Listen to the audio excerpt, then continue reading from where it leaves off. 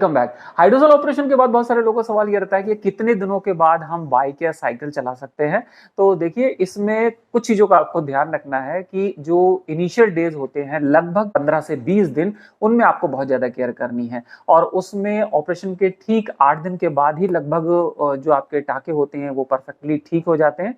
And उसके बाद आपको एक परफेक्ट अंडरगारमेंट पहननी है, जिसको मैंने इस वीडियो में बताया है। इन वीडियोस में मैंने बहुत सारी जानकारी दी, उन सारी वीडियोस का लिंक मैं नीचे डिस्क्रिप्शन बॉक्स में दे दूंगा, जैसे कि आपको ये क्लियर पता चल जाए कि आपको ऑपरेशन के बाद क्या अंडरगारमेंट को यूज करना चाहिए। बहुत सारे लोगों को क्वेश्चन होता है कि लंगोट पहनना चाहिए, कुछ कहते हैं वी शेप या ट्रंक, तो ये सारे जवाब वहां पर दे रखे हैं, आप उसको देख के समझ लीजिएगा। वेल, ऑपरेशन के बाद कुछ केयर आपको ये करनी है कि अगर आपको कहीं जॉब या काम के लिए जाना है तो आप नॉर्मली 6-7 दिन के बाद तो आराम से सारे काम नॉर्मली कर सकते हैं परफेक्ट अंडरवियर यूज करके।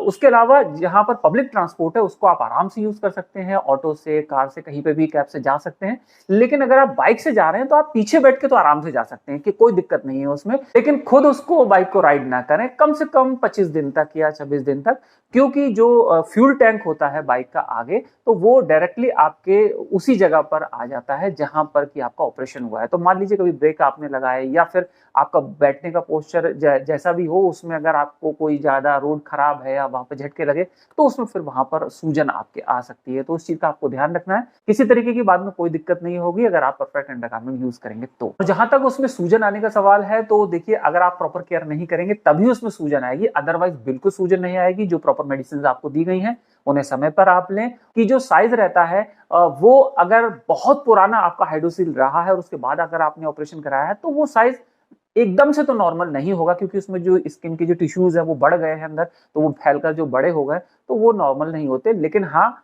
वो ऑपरेशन के बाद जो उसकी फंक्शनिंग होती है वो परफेक्ट रहती है। आपको किसी भी तरीके की भविष्य में कोई दिक्कत नहीं होगी। अगर आपकी मैरिज नहीं हुई है तो आराम से आप आगे शादी कर सकते हैं और परिवार बढ़ाने में भी आपको कोई प्रॉब्लम आगे नहीं होगी।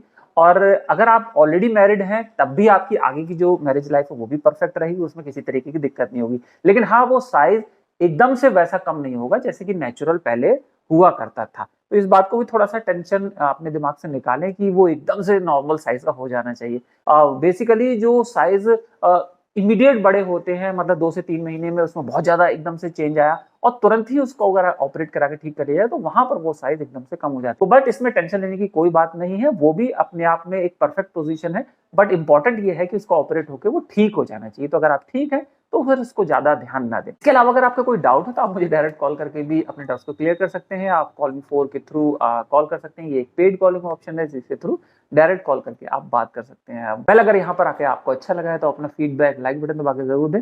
मिलते हैं नए वीडियो में। See you in next video and bye bye.